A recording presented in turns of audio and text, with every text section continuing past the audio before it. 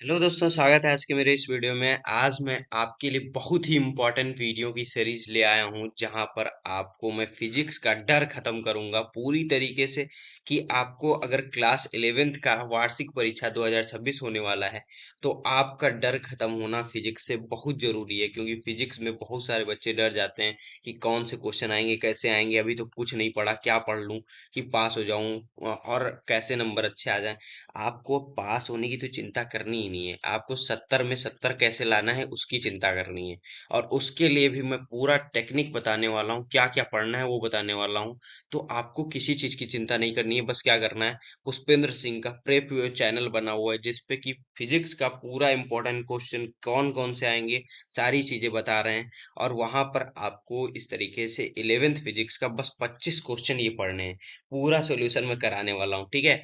तो solution video next आएगा, लेकिन यहाँ पर आपको क्वेश्चन कौन कौन से हैं, टॉपिक कौन कौन से हैं, आपको पूरा मैं बता देने वाला हूँ। तो यहाँ पर प्रेप वेब चैनल है, तो प्रेप वेब चैनल को जरूर सब्सक्राइब कर लीजिए अगर अभी तक सब्सक्राइब नहीं किए हैं। और बेल आइकन भी प्रेस कर दीजिए, आगे पूरे वीडियो आपको फिजिक्स से रिलेटेड लाने वाला हूँ मैं। और चैनल को सब्सक्राइब कीजिए, तो वीडियो को भी लाइक जरूर कीजिए, क्योंकि आपके लिए वीडियो बना है, ठीक है। भौतिक जगत और मापन, आपके लिए वीडियो बना है। अब आप देख रहे हैं और लाइक नहीं किए, कमेंट करेंगे, वहां पर पता चलता है कौन लाइक नहीं किया है। और आप बिना सब्सक्राइब किए कमेंट करेंगे तो वो भी पता चलता है, ठीक है। तो सब्सक्राइब करके प्लीज एक कमेंट कर दीजिएगा, बताइएगा कौन सा टॉपिक आपको समझाना है अच्छे से, ठीक है, वो मैं समझा दूंगा आपको। फिजिक्स इंपॉर्टेंट क्वेश्चन 2026 के लिए हैं। तो यहाँ पर आपको भौतिक जगत और मापन जो है, फिजिकल वर्ल्ड एंड मेजरमेंट, ये बहुत ही इंपॉर्टेंट चैप्टर है, ठीक है। यहाँ से आपके क्वेश्चन क्या पूछे जाते हैं मैं बताता हूँ। विमीय विश्लेषण और अनुप्रयोग, उसके अनुप्रयोग में क्या होगा, कोई भी आपका फॉर्मूला दे दिया गया होगा, उसको आपको विमीय विमा निकालनी होगी। और विमीय विश्लेषण क्या होता है वो आपको पूछा जाएगा। विमाओं की सहायता से सूत्रों की सत्यता की जांच करनी होती है, और भौतिक राशियों के बीच संबंध स्थापित करना आपको क्वेश्चन पूछे जाते हैं।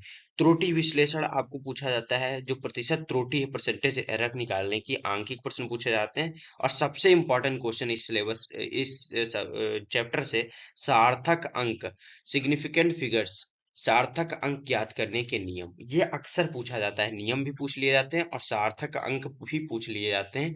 तो ये आपको जरूर पढ़ना है, ठीक है। फिर इसी तरीके से आपका यहाँ पर अगला जो है टॉपिक, शुद्ध गतिकी, काइनेमेटिक्स।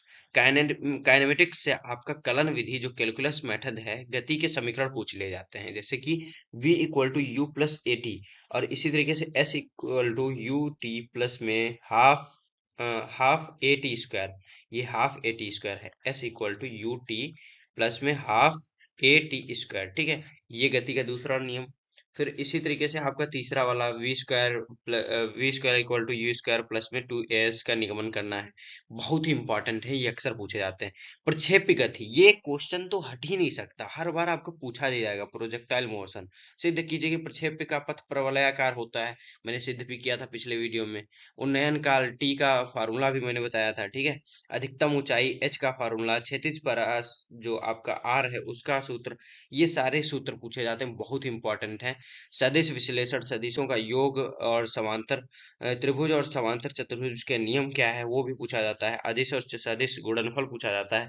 आपको ये टॉपिक लिख करके रखने हैं और आगे एक एक करके इनके प्रश्न सारे हल करने हैं। नहीं कर पा रहे हैं तो आप बताइए, हर एक टॉपिक का मैं क्वेश्चन लेकर के आऊंगा, कि आपका आपका जो वार्षिक परीक्षा है होने वाला है, उसके लिए सारे क्वेश्चन रेडी हो जाए। और आपको जेई एग्जाम भी देना होगा, आप साइंस के स्टूडेंट हैं, जेई एग्जाम भी देना होगा। उसके लिए आपको कौन कौन से क्वेश्चन इंपॉर्टेंट हैं, साथ ही साथ 11th में कैसे अच्छा कर सकें, हम अच्छे नंबर पा सकें, उसका पूरा सीरीज में लेके आने वाला हूँ आपके लिए। तो आप चैनल को सब्सक्राइब कीजिए, ठीक है। मैं भी बीटेक कर रहा हूँ और जेई से ही मैंने क्लियर किया था, तो बीटेक कर रहा हूँ, ठीक है।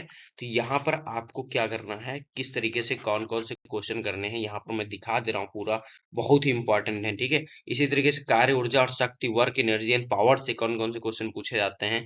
तो यहाँ पर जो इसका है कार्य और ऊर्जा का प्रमेय, वर्क एनर्जी थ्योरम, इसका कथन और प्रमाण पूछा जाता है। संरक्षी बल, सिद्ध कीजिए कि यांत्रिक ऊर्जा संरक्षित होती है और इसे मुक्त रूप से गिरती हुई वस्तु के लिए सिद्ध करना होता है। संघट्ट कोलिजन पूछा जाता है अक्सर, बहुत ही इंपॉर्टेंट टॉपिक्स हैं ये सारे। गुरुत्वाकर्षण, तो देखिए पूरा सब्जेक्ट आपको नहीं पढ़ना है, जितना मैं बता रहा हूँ केवल उतना पढ़ेंगे, आपको पूरी की पूरी फिजिक्स कवर हो जाएगी, ठीक है। जेई के लिए भी कवर हो जाएगी इसी में, और आपकी बोर्ड की भी, ठीक है। तो गुरुत्वीय त्वरण जी, गहराई और ऊंचाई के साथ जी का मान परिवर्तन, ठीक है। केपलर के नियम, ग्रहों की गति और संबंधित तीनों नियम जो हैं आपके पूछे जाते हैं। पलायन वेग बहुत ही इंपॉर्टेंट है, पलायन वेग, ठीक है। एस्केप वेलोसिटी, तो ये अक्सर पूछा जाता है। कक्षीय वेग क्या होता है ये भी पूछा जाता है, इससे दोनों का रिलेशन भी पूछा जाता है, यानी कि प्रूफ भी पूछा जाता है, डेरिवेशन, ठीक है। फिजिक्स का इंपॉर्टेंट क्वेश्चन में जो कि आपका स्थूल द्रव के गुण है, प्रॉपर्टीज ऑफ बल्क मैटर, इसके भी बहुत ही इम्पोर्टेंट आपके बर्नौली की प्रमेय है, बहुत ही इम्पोर्टेंट है। ये आपकी हर बार पूछा जाता है बर्नौली प्रमेय।